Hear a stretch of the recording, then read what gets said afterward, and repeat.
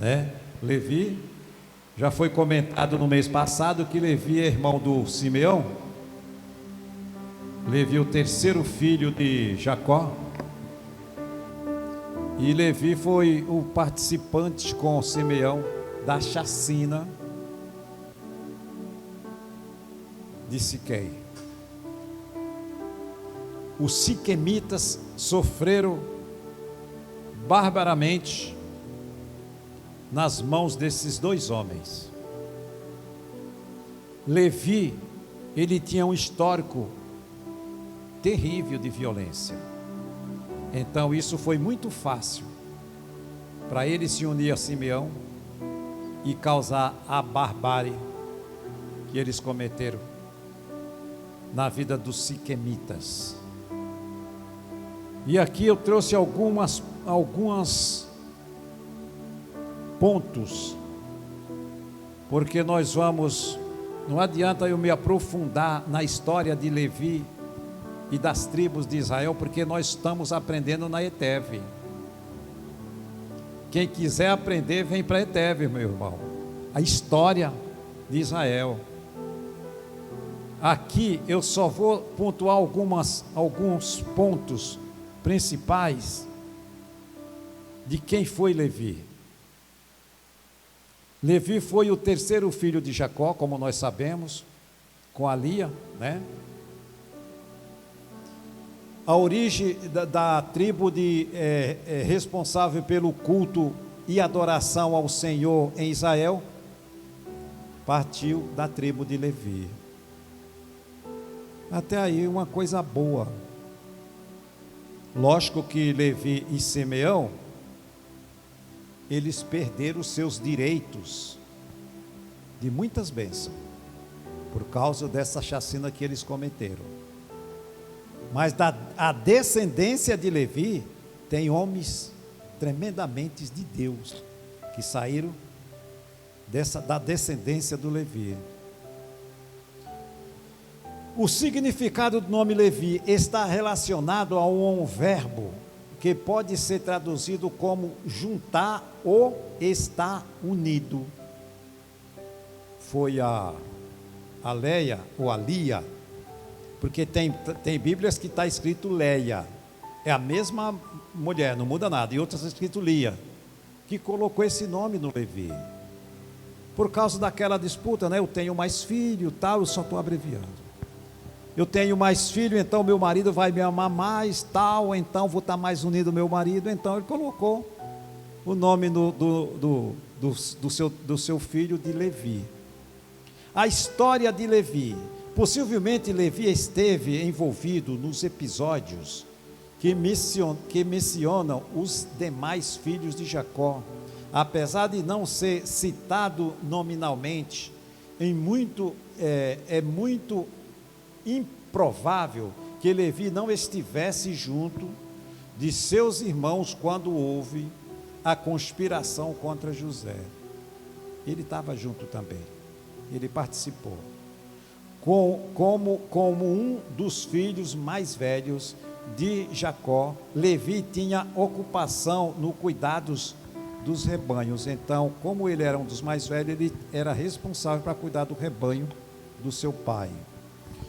Um episódio em particular registrado em Gênesis indica que Levi era um homem impiedoso. Ele não tinha misericórdia. Ele era cruel. Então veja que tudo acarretou para que ele causasse aquele massacre em Siquém, junto com Simeão, que era outro descabiciado. E aí, fecharam o tempo lá no massacre daquele povo. Foi na época que os irmãos já conhecem essa história, não adianta nem eu comentar que foi por que isso, a gente sabe por que isso aconteceu. Vingança, porque a irmã deles foi abusada. Os irmãos já sabem dessa história, né? E aqui, para nós entrarmos na mensagem de hoje, eu quero dar algumas referências de alguns descendentes dessa tribo de Levi. Levi, ele teve 3 filhos. A Bíblia informa o nome dos 3 filhos de Levi, que foram chefes do clã. Eles eram chefes do clã daquela tribo: Gerson, Coate e Merari, os 3 filhos de Levi. Muitos personagens bíblicos notáveis eram descendentes de Levi. Por exemplo, Moisés.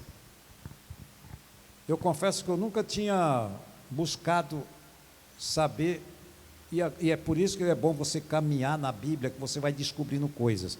E nós vamos descobrir muitas pérolas, muitos conhecimentos no ETEV.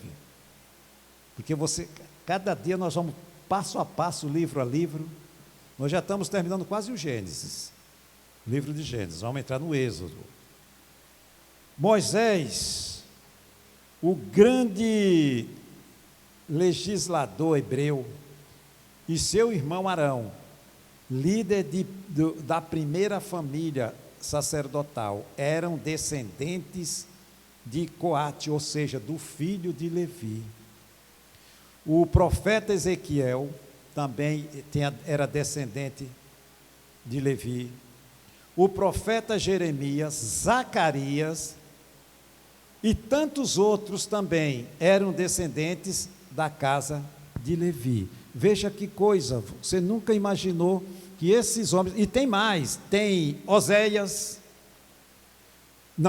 Esdras, e tem mais outros nomes que eu tive buscando, que são conhecidos, que também fazem parte da descendência de Levi.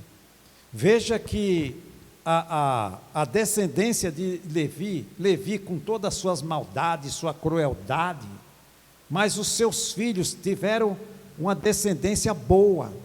Você vê que Arão, Moisés, tudo homens de Deus, cuidaram da obra de Deus, né?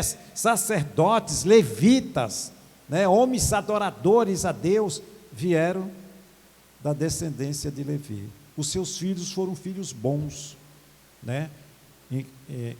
Você olhando para o pai e os seus tios, que eram maldosos, esses meninos se tornaram os meninos bons, meninos de Deus. Por isso que eles geraram homens que serviram a Deus, homens de fé, em nome de Jesus. Amém, irmãos?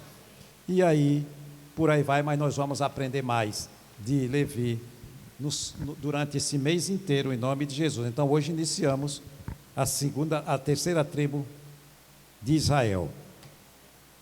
Gálatas, capítulo de número 6. Gálatas, capítulo 6, versículo 1 ao 17. Evangelho da comunhão é o tema da nossa mensagem de hoje. Glória a Deus.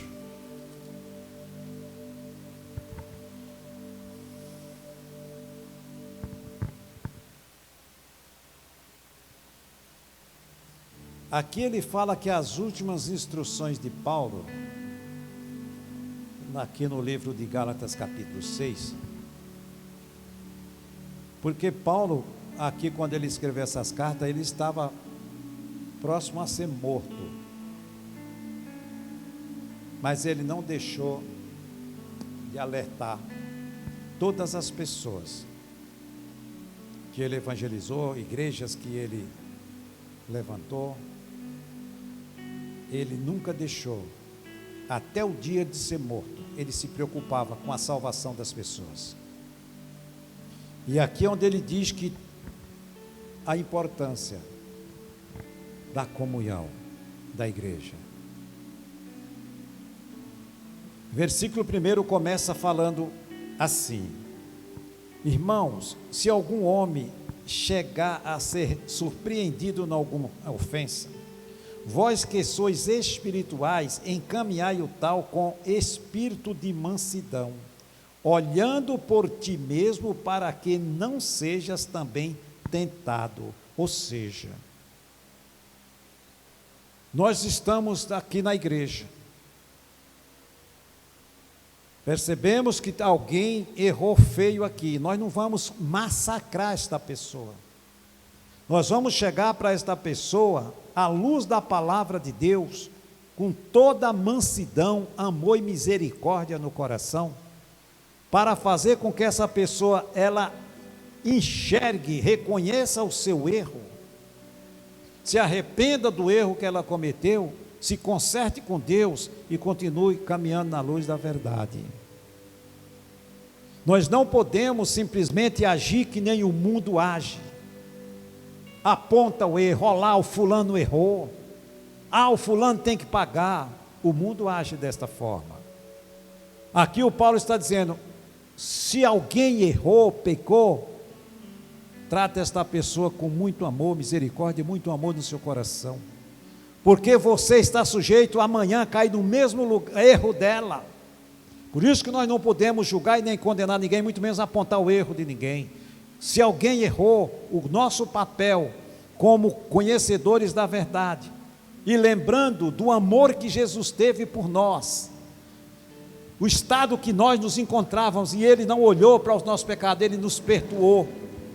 Nós temos que ter esse amor, a misericórdia, ter compaixão da situação daquela pessoa e trazer ela para perto, não apunhalar, não acusar, porque não é o papel da igreja acusar ninguém. O papel da igreja é trazer as pessoas para perto, para viver em comum, uma fé em comum, um amor em comum, em nome do Senhor Jesus, e não espalhar. Todos nós somos humanos e estamos sujeitos a errar. Aí é onde mora algo muito importante que a gente sempre fala aqui, que é não ser religioso. O religioso, ele acusa. O religioso, ele acha que ele é santo e todo mundo em volta dele peca, ou é pecador, e só ele que não peca, ele é santinho. O religioso, quando vê o erro em alguém, ele acusa. Olha lá, não vai na igreja, não diz que serve a Deus. Os religiosos fazem isso, e os religiosos são os piores, porque ele se esconde dentro de uma capa, achando que Deus não está vendo, e ninguém esconde nada de Deus. O religioso, ele não olha para si, ele olha para os outros. Ele não vê defeito nele, ele vê defeito nos outros. O religioso é assim. E está tudo invertido, não é? Ele está totalmente errado, o religioso. Não é assim que a palavra ensina. Nós temos que olhar para nós e não para o erro dos outros. O que é que o Paulo diz? Aquele que está de pé, cuide para que não caia. Se eu ando corretamente em todos os meus atos, glória a Deus, e eu vou orar a Deus para que eu possa sempre estar correto em tudo que eu faço, mas estou sujeito a errar, deslizar. E é isso que Deus, Ele quer de cada um de nós, que estejamos preparados com o coração cheio de amor para trazer esta pessoa para perto, e a luz da sua palavra mostrar, é a palavra que diz, precisa se consertar, com amor, com mansidão, não chicotear a pessoa, ela já está arrebentada, porque o pecado ele arrebenta a pessoa, o pecado ele escraviza a pessoa, ela está mal. Quando uma pessoa ela sai da presença de Deus, ela começa a ficar mal, nada para ela vai estar bom. O diabo não vai dar trégua para ela. Ela pode estar dormindo em travesseiro de dinheiro, ela não vai ter paz, porque o pecado ele escraviza, ele tira a paz do ser humano. Então nós não podemos, como filhos de Deus, ver alguém errar, cometer um erro e incriminar esta pessoa. Jamais nós vamos concordar com o erro ou o pecado de ninguém, nós não vamos concordar. Nós vamos trazer essa pessoa para perto e fazer com que ela entenda que ela precisa se consertar, fazer um conserto com Deus. Nós estamos falando de crentes, não é do mundo. O mundo ele erra à torta e à direita. O mundo nós temos que converter essas pessoas. Mas aquele que é convertido e se desvia dos caminhos de Deus e vai para o mundo, nós temos que ter amor por esta pessoa e fazer de tudo para trazer ela de volta para os caminhos do Senhor, com muito amor no coração, muita mansidão, sutileza, porque se nós não fizermos isso, nós estamos desobedecendo o que Deus manda que nós temos que fazer. Porque o Paulo, ele diz aqui, que aquele que salva uma alma, o Tiago também fala isso, que aquele que traz um desviado de volta para a luz da palavra de Deus, salva essa pessoa de uma multidão de pecados. Então, é papel nosso trazer essas pessoas desviadas de volta para o caminho do Senhor, em nome de Jesus. Amém, irmãos? Glória a Deus.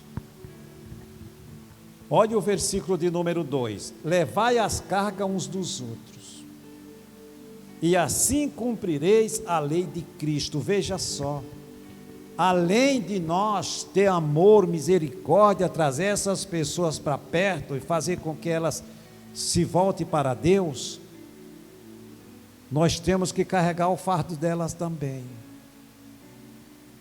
O que é carregar o fardo de alguém? Não é botar ela nas costas e você sair tentando, não é isso. Se viu esta pessoa com necessidade, nós temos que ajudar também nas suas necessidades. Isso é carregar o fardo. Está passando por luta, vamos ajudar ela. Dividir as lutas. Isso é carregar o fardo do irmão também. Dividir o peso. Não deixar simplesmente tudo nas costas dele, que ele não vai suportar sozinho. Mas se tivermos juntos, ele vai passar por isso, porque nós vamos ajudar em nome do Senhor Jesus. Amém, irmãos? O 3: porque se alguém cuida ser alguma coisa não sendo nada, engana-se a si mesmo, faz vista grossa, estou nem aí. Mas prove cada um a sua própria obra, e terá glória só em si mesmo, e não noutro. Porque cada qual levará a sua própria carga. Ou seja, eu levo a minha, ele leva a dele, cada um segue o seu caminho. Não, eu vou ajudar o amado, o meu irmão, levar esse fardo que ele está carregando. Eu vou ajudar ele, vou estender a mão para ele, em nome de Jesus. E o 6 ele diz: e o que é instruído na palavra, reparta todos os seus bens com aquele que o instruiu. Se percebe, viu passar necessidade, ajude.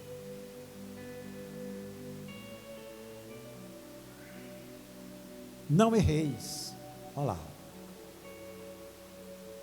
O 7: Deus não se deixa escarnecer, porque tudo o que o homem semeia, tudo que o homem semear, isso também ceifará. Tudo que nós plantarmos, nós vamos ceifar. As omissões,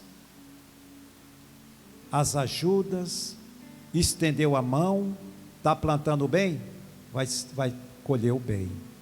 Está plantando fazer vista grossa, aí é plantar o mal. Ele que se vire. Ele quis assim, deu as costas para Deus.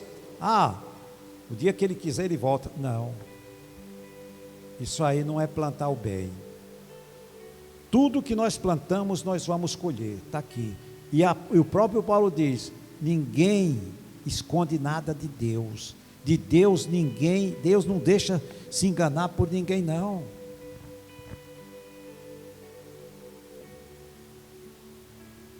Porque o que semeia na sua carne, da carne ceifará a corrupção.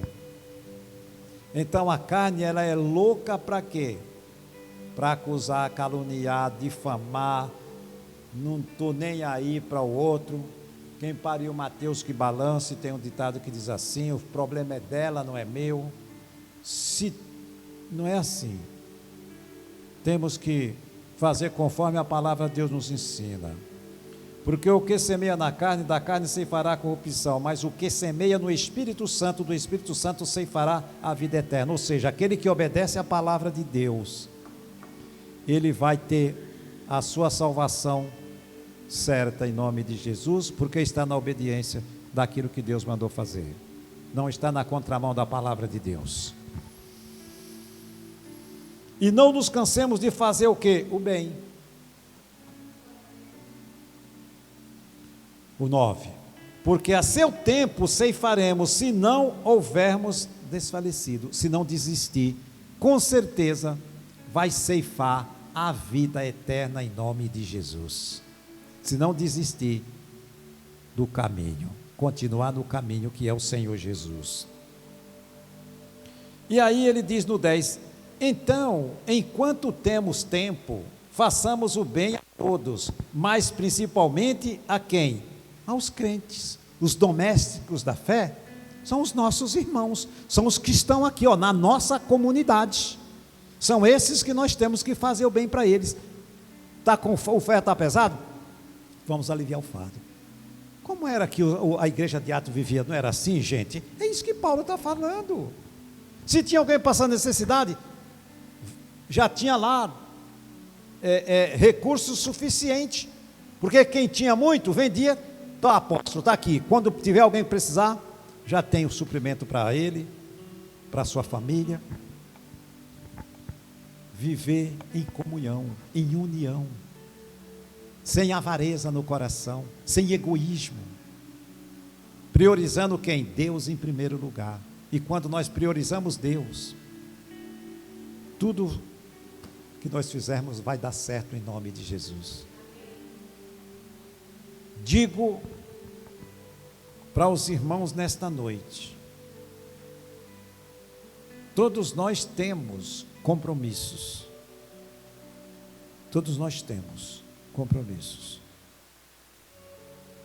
Muitas das vezes erramos por besteira, falhamos com Deus por não vigiar e não ter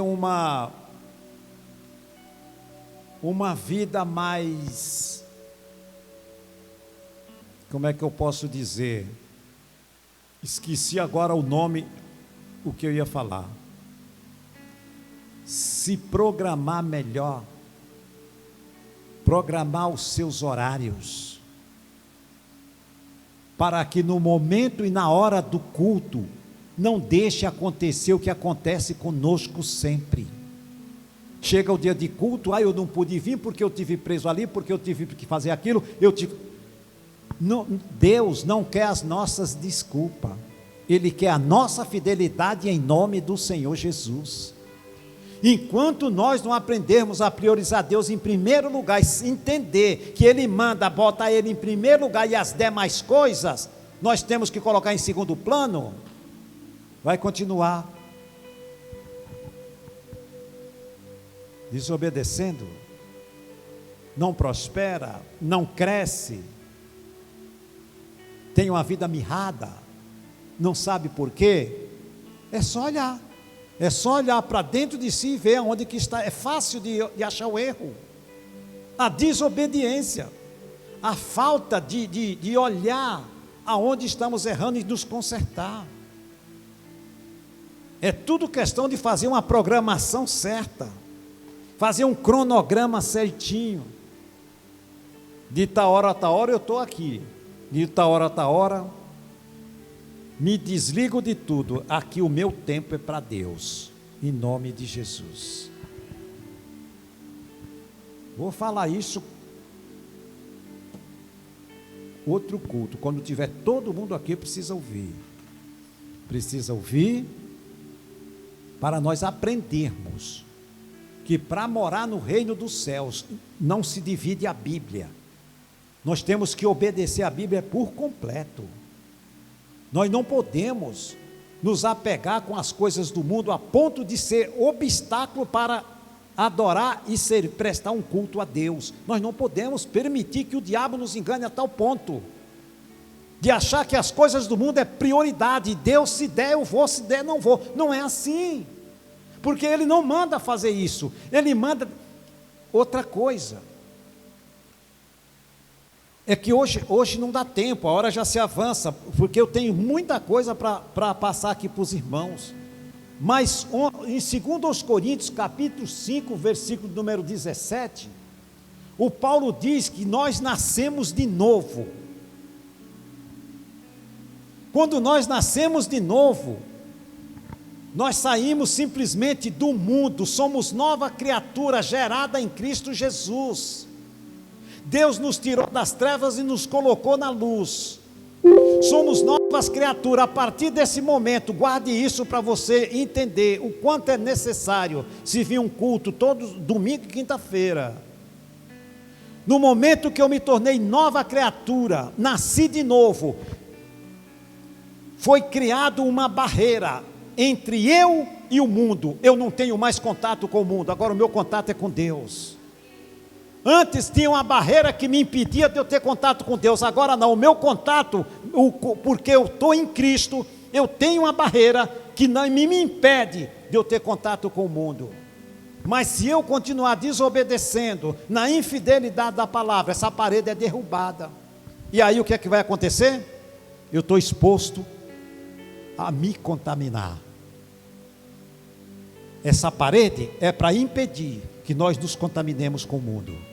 Eu preciso entender que hoje sou nova criatura em Cristo, o mundo não tem nada mais a ver comigo.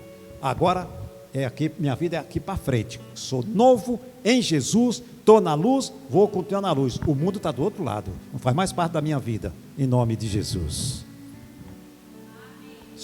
Isso é profundo. Só que eu não vou me aprofundar mais, porque a hora se avança, irmãos. Mas eu quero pegar um livro aqui de Oséias capítulo 8 para nós encerrarmos. Não quero cansar os irmãos. Como estamos em poucos, começo a me prolongar, nós sentimos enfado. Não podemos nos enfadar com a palavra de Deus. Oséias. Quando nós desobedecemos, tem consequência. Por isso que o Paulo falou, tudo que o homem plantar, ele vai colher. Daniel, Oséias, capítulo de número 8, versículo 7. Eu não vou ler tudo, só vou ler o versículo 7, mas eu vou te falar aqui. Aqui diz que o castigo está próximo. O castigo está próximo para quem? Para o povo de Israel, porque falharam com Deus. Eles sabiam fazer o bem e não fizeram. Aí o que é que Deus permitiu? Permitiu que viesse os assírios e assolasse aquele povo. Por quê? Porque desobedeceram. Começaram a fazer bezerros de ouro, começaram a fazer um monte de altares, de ídolos. E Deus não permitiu que eles fizessem, porque eles sabiam que era errado. E aqui no 7 ele diz, porque semearam ventos.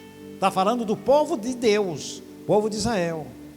Semearam ventos e cegaram tormentas. Não há seara e erva, não dará farinha, se a der, tragá-lo-ão os estrangeiros. Ou seja, nada que vocês fizerem, vocês vão prosperar. Por quê? Porque vocês desobedeceram, sabiam fazer o bem e não fizeram. E se vocês tiverem alguma colheita, vocês vão ser roubados, vocês não vão desfrutar daquilo que vai vir às suas mãos. Por quê? Porque vocês me traíram com os ídolos, vocês fizeram altares aonde eu não mandei fazer, para servir, adorar a ídolos. Isso que ele fala aqui. E aí no 8 ele diz, olha só, Israel foi devorado, agora está entre as nações como coisas em quem ninguém tem prazer. Ele está falando do povo de Deus, do Israel, povo de Israel. Mas por que Deus desprezou eles? Porque eles fizeram tudo o que Deus não mandou fazer, desobedeceram, fizeram o contrário daquilo que Deus falou para eles que era abominável aos seus olhos. Então nós precisamos vigiar, irmãos.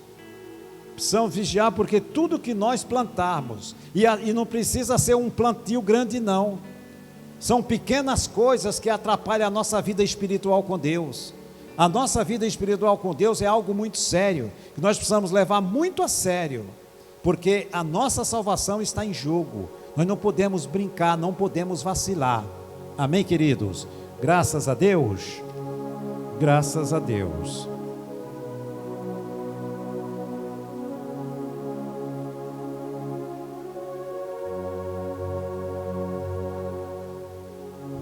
E foi para isso que Jesus, ele mandou pregar o Evangelho, para salvar a todos e vivermos em comunhão em nome de Jesus. Foi para isso que ele mandou. Pregue o Evangelho, para que as pessoas vivam em comunhão, vivam se amando, aprendam a fazer certo. Agora, depois que aprendeu a fazer certo e fazer errado, caia aqui, no erro de Oséias capítulo 8, versículos 7 e 8. Amém? Guarde esta mensagem no seu coração e vamos orar em nome de Jesus. Fique de pé, queridos. Tudo que Jesus conquistou na cruz é direito nosso, é nossa herança. Todas as bênçãos de Deus para nós tomamos posse, é nossa herança. Toda a vida, todo o poder, tudo que Deus tem para dar, abrimos nossas vidas para receber, e nada mais nos resistirá. Maior é o que está em nós do que o que está no mundo. Maior é o que está em nós do que o que está no mundo. Bem maior é o que está em nós do que o que está no mundo.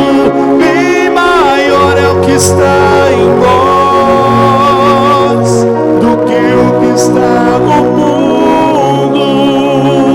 Tudo que Jesus conquistou na cruz é direito nosso, é nossa herança. Todas as bênçãos de Deus para nós tomamos posse, é nossa herança.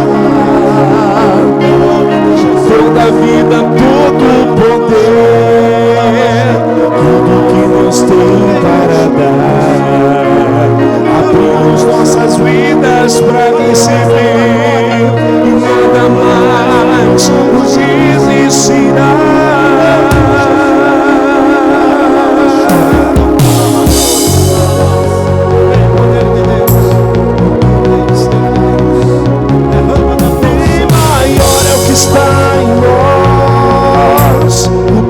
Está no mundo, bem maior é o que está em nós do que o que está no mundo.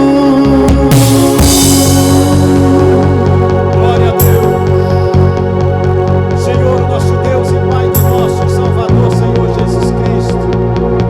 Meu Deus, muito obrigado pela Tua palavra. Nos ajude, meu Deus, a ser pessoas sensíveis à voz do Espírito Santo.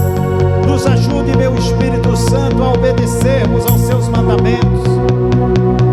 Coloque a cada dia nos nossos corações o seu amor, o espírito de mansidão. Precisamos, meu Pai, precisamos da tua ajuda a todos os momentos. Sem ti nada somos e nada podemos fazer, meu Deus.